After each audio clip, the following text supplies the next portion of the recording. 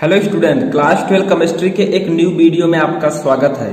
तो स्टूडेंट, इस वीडियो में हम क्लास 12 केमिस्ट्री एनसीईआरटी के सेकंड चैप्टर जिसका नाम है विलयन, जिसे इंग्लिश में हम कहते हैं सॉल्यूशन, इस चैप्टर के 4 इंपॉर्टेंट क्वेश्चन आंसर को समझेंगे। यानी कि हम 4 महत्वपूर्ण प्रश्न और उत्तर को समझेंगे जो कि आपके बोर्ड एग्जाम के लिए मोस्ट इंपॉर्टेंट की कैटेगरी में आता है। तो ये न्यू सिलेबस पर आधारित ये क्वेश्चन है, जो नया सिलेबस आपका जारी हुआ है 30% कट ऑफ के साथ, उससे ये आधारित क्वेश्चन है। तो इस वीडियो को लास्ट तक देखते रहें ताकि आपको ये क्वेश्चंस हमेशा के लिए तैयार हो जाएं। मैं इन क्वेश्चंस को आपको चित्र के साथ स्टेप बाय स्टेप समझाऊंगा। तो इस वीडियो को लास्ट तक देखते रहें, वीडियो को लाइक कर दें, चैनल पर नए हैं तो चैनल को सब्सक्राइब कर लीजिएगा। तो चलिए वीडियो को स्टार्ट करते हैं। तो देखिए, सॉल्यूशन चैप्टर यानी कि विलयन चैप्टर में एक टॉपिक जो आपका आता है अर्धपारगम्य झिल्ली किसे कहते हैं। जैसे आगे के जो टॉपिक है मोलरता, मोललता, मोल प्रभाज, ये सब तो मैं ऑलरेडी आपको बता चुका हूं, लेकिन आज हम जानेंगे कि अर्धपारगम झिल्ली किसे कहते हैं। ठीक है, जो प्रासरण की क्रिया में महत्वपूर्ण भूमिका निभाता है। तो देखिए, अर्धपारगम झिल्ली क्या होती है, इसका पहले डेफिनेशन समझेंगे, फिर इस चित्र के साथ इस टॉपिक को स्टेप बाय स्टेप समझेंगे। तो देखिए, अर्धपारगम झिल्ली जो होती है ये सतत सीट या फिल्म होती है। यानी कि तो अर्धपारगम झिल्ली होती है ये एक सीट की तरह होती है, या फिर इसे आप फिल्म भी कह सकते हैं। ठीक है, एक फिल्म की तरह होती है जिनमें अति सूक्ष्मदर्शीय छिद्रों का एक नेटवर्क होता है, जिसमें जो बहुत छोटे छोटे छिद्र होते हैं यानी कि होल्स होते हैं, और उन छोटे छोटे छिद्रों से बहुत सारे छिद्र मिलकर एक नेटवर्क की तरह, जाल की तरह बनाते हैं। तो क्या होता है, यही अर्धपारगम झिल्ली कुछ इस प्रकार की बनी होती है। ठीक है, इसमें अर्धपारगम झिल्ली जो है एक फिल्म की तरह, सीट की तरह होती है, जिसमें बहुत छोटे छोटे छिद्र होते हैं और छिद्र का जो है एक नेटवर्क बना रहता है। देखिए आगे क्या होता है, कुछ विलायक, अब विलायक मैंने आपको बताया जैसे जल हो गया। ठीक है, जिसमें जो है विलायक जो होता है, ये विलायक और विलेय जो होता है ये दोनों मिलकर विलयन बनाते हैं। ठीक है, तो विलायक जैसे जल के अणु इन छिद्रों से गुजर सकते हैं, परंतु विलेय के बड़े अणु इन छिद्रों से नहीं गुजर पाते। यानी कि सिंपली हम बात करें तो अर्धपारगम झिल्ली एक सीट या फिल्म की तरह होती है, जिसमें बहुत सारे छोटे छोटे छिद्र होते हैं और बहुत सारे छिद्र मिलकर एक नेटवर्क की तरह बना लेते हैं। ठीक है, और क्या होता है, विलायक जो होता है, इसमें जो विलायक होते हैं जैसे जल, ये आसानी से अर्धपारगम झिल्ली को पार कर देते हैं, लेकिन जो विलेय के कण होते हैं ये आसानी से अर्धपारगम झिल्ली को पार नहीं कर पाते। इसी को हम कहते हैं अर्धपारगम झिल्ली।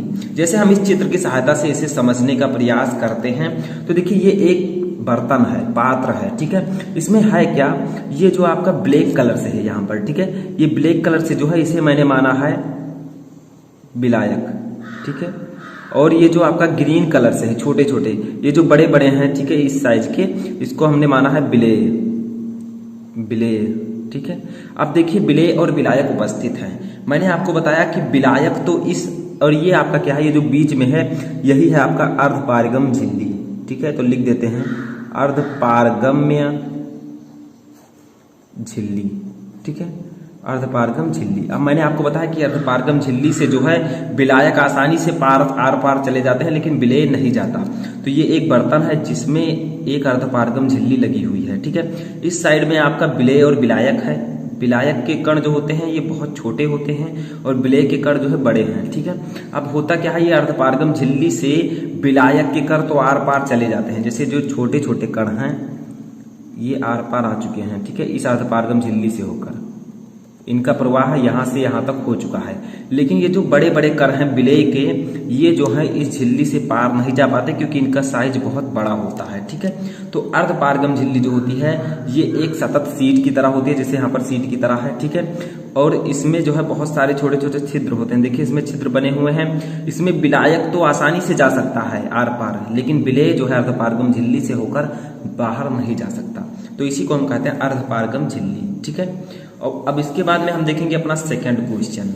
तो सेकंड क्वेश्चन देखिए हमारा क्या है, ये भी क्वेश्चन इंपॉर्टेंट है। इसका डेफिनेशन मैं आपको बताऊंगा कि वाष्प दाब को परिभाषित कीजिए। जो वाष्प दाब होता है ये क्या होता है। ठीक है, तो देखिए इसका डेफिनेशन क्या है कि किसी ताप पर, यानी कि एक पर्टिकुलर ताप है, टेम्परेचर है, ठीक है, उसकी तथा किसी ताप पर द्रव तथा उसकी, द्रव क्या, जैसे जल ले लीजिए। ठीक है, एक द्रव है, तो द्रव तथा उसकी वाष्प के मध्य साम्य की अवस्था में वाष्प का दाब द्रव का वाष्प दाब कहलाता है। यानी कि कोई एक पार्टिकुलर टेम्परेचर है जिसमें द्रव तथा उसकी वाष्प में, मान लीजिए थोड़ा आपने ताप दिया द्रव को तो द्रव से वाष्प निकलेगा, ठीक है। तो द्रव तथा उसकी वाष्प के मध्य अगर साम्य अवस्था में बात की जाए तो जब वो वाष्प निकलता है टेम्परेचर के कारण, तो जो वाष्प निकलता है उस वाष्प का जो दाब होता है उसी को हम कहते हैं द्रव का वाष्प दाब, ठीक है। तो किसी ताप पर द्रव तथा उसकी, यानी कि थोड़ा सा आपने ताप लिया जिससे द्रव जो है थोड़ा सा गर्म हुआ, ठीक है, उससे वाष्प निकली। अब वाष्प द्वारा जो दाब लगता है उसी को हम कहते हैं द्रव का वाष्प दाब, ठीक है। तो आगे बढ़ते हैं। सेकंड क्वेश्चन भी आई होप कि आपके समझ में अच्छे से आ चुका होगा। देखिए थर्ड क्वेश्चन हमारा क्या है यहाँ पर, ये भी इंपॉर्टेंट है, ठीक है। ये मैं आपको ऑलरेडी बता चुका हूँ कि हेनरी स्थिरांक KH, ठीक है, हेनरी स्थिरांक को KH से प्रदर्शित करते हैं, इसका क्या अभिप्राय है, यानी कि हेनरी स्थिरांक KH का क्या अभिप्राय है, क्या है हेनरी स्थिरांक KH, ठीक है। तो देखिए एक छोटा सा इसका आंसर आप लोगों को समझना है कि जो हेनरी का नियम दिया गया था वो किसी गैस की द्रव में विलयता पर आधारित नियम था, यानी कि कोई गैस किसी द्रव में किस प्रकार से घुलती है उसी पर आधारित हेनरी का नियम था। तो हेनरी का नियम भी कुछ इसी से रिलेटेड होगा। तो देखिए हेनरी स्थिरांक, तो हेनरी स्थिरांक KH का मान जितना अधिक होता है, ठीक है, द्रव में गैस की विलयता उतनी ही कम होती है, यानी कि जो हेनरी का नियम दिया गया था वो किसी गैस की द्रव में विलयता उसके दाब के समानुपाती होती है, ठीक है। तो देखिए हेनरी स्थिरांक KH का मान जितना आप अधिक करेंगे, द्रव में गैस की विलयता, यानी कि द्रव जो है उसमें गैस कितना घुलेगा वो जो है उसकी विलयता उतनी ही कम होती है, यानी कि हेनरी स्थिरांक जो है इसका मान आप जितना ज्यादा बढ़ाते जाएंगे तो उतना ही ज्यादा गैस जो है वो द्रव में उतना ही कम घुलेगी, ठीक है। अगर हेनरी स्थिरांक का मान आप कम करेंगे तो गैस द्रव में बहुत अधिक घुलेगी। समझ में आया? तो ये आप लोग इसके बीच में रिलेशन को याद रखिएगा। तो ये था आपका तीसरा क्वेश्चन। चलिए हम समझ लेते हैं अपना चौथा और लास्ट क्वेश्चन क्या है। तो देखिए हमारा चौथा क्वेश्चन है कि जलीय जीव गर्म जल की अपेक्षा ठंडे जल में अधिक सहज होते हैं, क्यों? यानी कि जो जल में रहने वाले जीव होते हैं वे गर्म जल, ठीक है, गर्म जल की अपेक्षा वे ठंड जल में अधिक सुरक्षित होते हैं, क्यों? तो इसका कारण क्या है, ठीक है, यानी कि गर्म जल में अगर जलीय जीव ज्यादा सुरक्षित होंगे या ठंडे जल में, तो इसका सीधा आंसर होगा ठंडे जल में। अब क्यों होंगे तो इसको समझ लेते हैं। तो देखिए इसका आंसर है, देखिए जल में ऑक्सीजन की विलयता ताप में कमी से बढ़ती है, यानी कि जल में आपको पता होगा H2O, तो जल में क्या पाया जाता है, ऑक्सीजन, O पाया जाता है, O है आपका ऑक्सीजन, ठीक है।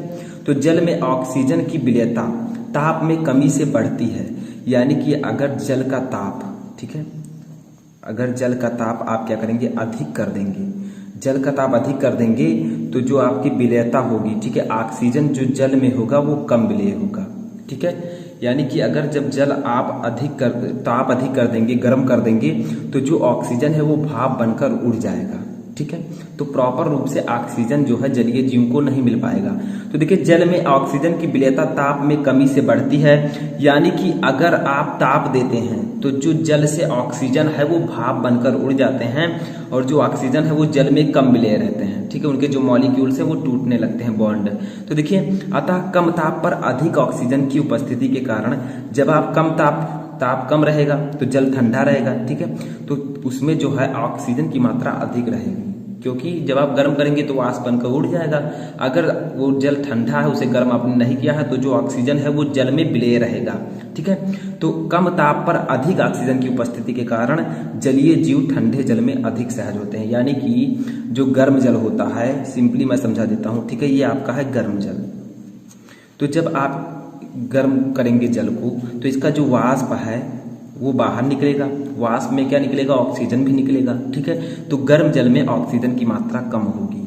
और जैसे ठंडा जल अगर है तो ठंडा जल गर्म तो आपने किया नहीं है कि वाष्प निकलेगा, तो उसमें जो भी ऑक्सीजन होगा वो ठंडे जल में विलय होगा, उसी में घुला होगा, ठीक है।